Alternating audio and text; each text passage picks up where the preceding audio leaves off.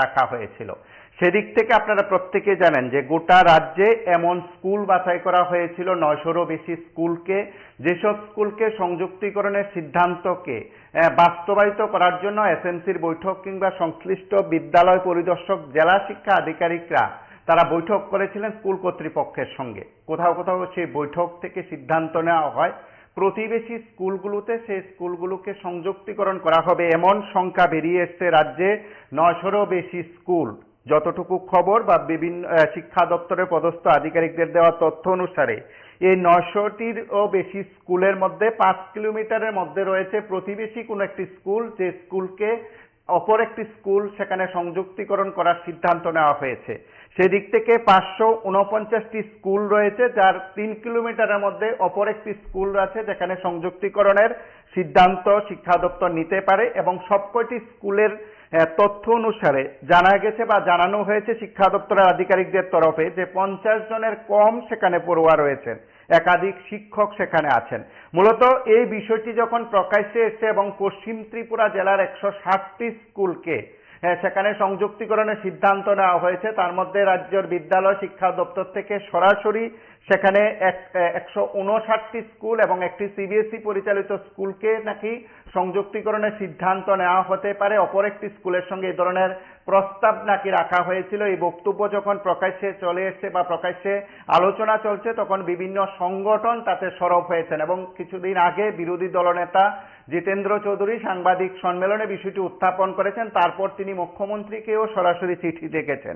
সেদিক থেকে আজ আপনারা যে দৃশ্য দেখছেন সেটা এই সময়ের মধ্যে গোলাঘাটি বিধানসভার অন্তর্গত যোগল কিশোরনগর এসবি স্কুলের দৃশ্য।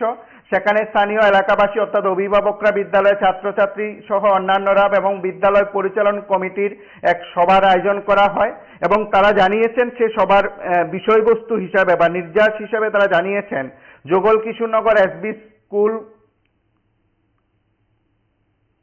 স্কুলটিকেও নাকি বাতিল করা হবে, অর্থাৎ সংযুক্তিকরণ করা হতে পারে এবং এই ধরনের খবরেই সেখানে বুধবার জরুরি সভার আয়োজন করা হয়েছে। স্থানীয় অভিভাবক সহ স্কুল ম্যানেজমেন্ট কমিটি, পড়ুয়ারা সেই সভা থেকে বা বৈঠক থেকে অভিমত ব্যক্ত করেছেন যে বেশিরভাগ ছাত্রছাত্রীরা গরিব অংশের, তারা বিদ্যালয় বাতিল হলে দূরের কোনো স্কুলে গিয়ে পড়াশোনা করা তাদের পক্ষে অসম্ভব এবং পারিবারিকভাবে কোনো ভেহিকেল তাদের নেই যে অন্য দূরের স্কুলগুলোতে বা স্কুলে গিয়ে তাদের পড়াশোনা করানোর জন্য ব্যবস্থা করতে পারেন অভিভাবকরা। সেদিক থেকে স্কুলটি সেখানে সংযুক্তিকরণ করা হলে প্রতিবেশী কোনো স্কুলে সেখানে যুক্ত করা হবে এবং এই ধরনের সিদ্ধান্ত সেখানে মানতে নারাজ সে যোগল কিশোর নগর এসবি স্কুলের পড়ুয়ারা এবং অভিভাবকরা। মূলত তারাই সেখানে বৈঠক করেন।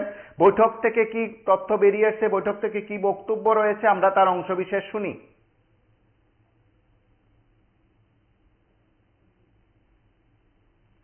আজকে আমাদের Jogal Kishorenagar SB school SMC committee এবং এলাকাবাসী নিয়ে একটা আলোচনা সভা হয়। আলোচনার বিষয় ছিল আমাদের আইএস থেকে স্কুলের হেডমাস্টারের কাছে একটা রিপোর্ট আসে যে স্কুলে আগামী দিন বহাল থাকার জন্য তা নিয়ে একটু আলোচনা হয়। তো আমাদের একটাই সরকারের কাছে দৃষ্টি আকর্ষণ করতে চাই এবং আশা রাখছি আমাদের এই যোগল কিশোরনগর এসবি স্কুল যাতে বহাল থাকে এবং এই এলাকার মানুষ সবাই গরিব মেহনতি মানুষ, তো পড়াশোনা করার সুবিধার জন্য টাকা পয়সা প্রয়োজন। তো আমাদের এই এলাকার মানুষ জনগণের সবাই মোটামুটি গরিব মানুষ, তাই এই স্কুলটা যদি বহাল না থাকে পাশের স্কুল যে তেলেরবন হাই স্কুল ওখানে গিয়ে পড়তে হবে। তো এখানে দূরত্ব প্রায় 5 কিলোমিটার। তো এখানে কোচি তারা পড়াশোনা করার একদম অসুবিধা হয়ে যাব।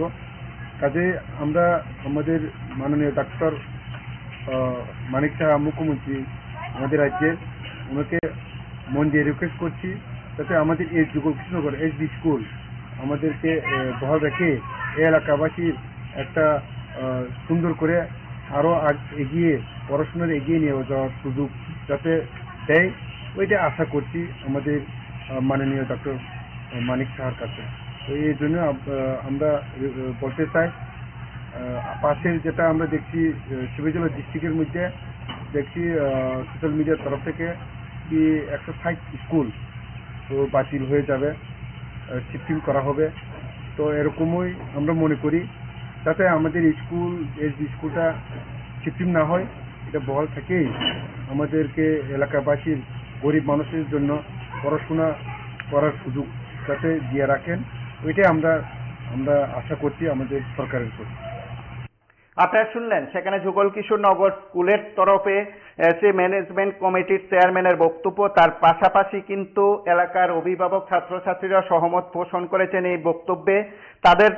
তাদের তরফে জানানো হয়েছে যে যুগল কিশোর নগর স্কুলটিকে টেলরবন উচ্চতর মাধ্যমিক বিদ্যালয়ের সঙ্গে যুক্ত করা হতে পারে বা সংযুক্তিকরণের সিদ্ধান্ত নেওয়া হতে পারে, এবং সেই স্কুলের দূরত্ব 5 কিলোমিটার বলে সেখানে জানানো হয়েছে, এবং সেই 5 কিলোমিটার দূরত্বে স্কুলে গিয়ে এই স্কুলের পড়ুয়াদের সেখানে পড়াশোনা করানো সম্ভব নয় বলে বা সেটা অসুবিধা হবে বলে তারা জানান, এবং তাদের এই বক্তব্য রয়েছে।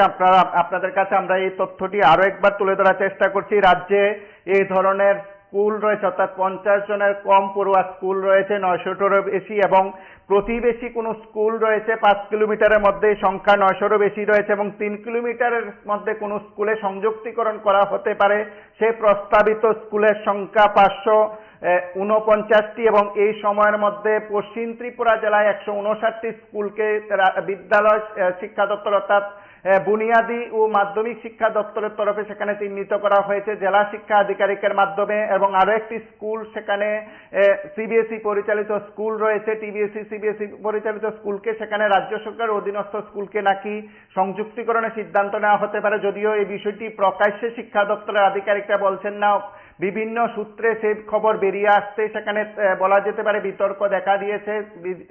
বিজেপির তরফে তার স্পষ্টীকরণ দেওয়া হলেও এই সময়ের মধ্যে বিভিন্ন সংগঠন তা নিয়ে সরব হয়েছেন। এবার সরব হলেন স্কুল ম্যানেজমেন্ট কমিটি, তার পাশাপাশি কিন্তু অভিভাবক পড়ুয়ারা।